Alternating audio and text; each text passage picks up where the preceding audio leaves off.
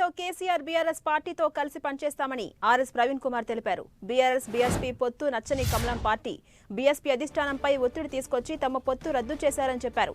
పొత్తు రద్దు చేస్తున్నట్టుగా ప్రకటించాలని హైకమాండ్ నుంచి ఆదేశాలు వచ్చాయని చెప్పారు. పొత్తుపై మాట ఇచ్చి వెనక్కి తగ్గడం ఇష్టం లేక పార్టీకి రాజీనామా చేసినట్లుగా ఆర్ఎస్ ప్రవీణ్ కుమార్ వివరించారు.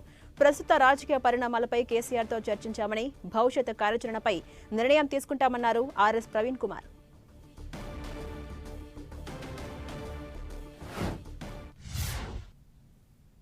ఈ లౌకిక కూటమి, ఈ చారిత్రాత్మకమైన కూటమి ఏదైతే ఉన్నదో భారత రాష్ట్ర సమితి, అదేవిధంగా బహుజన్ సమాజ్ పార్టీ కూటమి, మరి రాజ్యాంగాన్ని రక్షించే కూటమి నచ్చని నరేంద్ర మోడీ, అమిత్ షాల ద్వయం మా పార్టీ మీద ఒత్తిడి తీసుకొచ్చి ఈ కూటమిని రద్దు చేసుకోమని నన్నే ప్రెస్ కాన్ఫరెన్స్ పెట్టి చెప్పమన్నారు. నాకు అది ఇష్టం లేదు. కానీ అలాంటి వ్యక్తిని నేను ఒకసారి మరి ఒక పార్టీ రాష్ట్ర అధ్యక్షుడిగా మాట ఇచ్చిన తర్వాత ఈ బీజేపీ చేసే కుట్రలకు బీజేపీ రాజ్యాంగాన్ని రద్దు చేయాలన్న కుటిల పన్నాగాలకు తలొగ్గి నేను చేస్తే ఈ దేశంలో బహుజన ప్రజలకు నేను అన్యాయం చేసిన వాడిని అవుతా. అందుకొరకే నేను మరి ఈరోజు రాజీనామా బహుజన్ సమాజ్ పార్టీ సభ్యత్వానికి నేను రాజీనామా చేయడం జరిగింది. సో ఈ నిర్ణయం నేను స్వచ్ఛందంగా మరి ఈ రాష్ట్ర ప్రజల ప్రయోజనాల దృష్టిలో పెట్టుకొని తీసుకున్న. ఒక్కసారి ఒక ఒప్పందం జరిగిన తర్వాత ఆ ఒప్పందం అనేది మళ్ళీ ఆ ఒప్పందం నుంచి బయటికి రాకూడదు. అది కనీసమైన ధర్మం.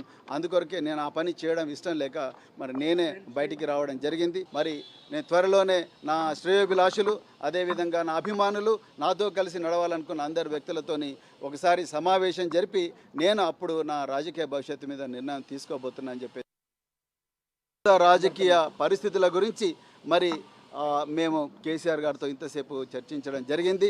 తప్పకుండా వారితో కలిసి పనిచేస్తాం.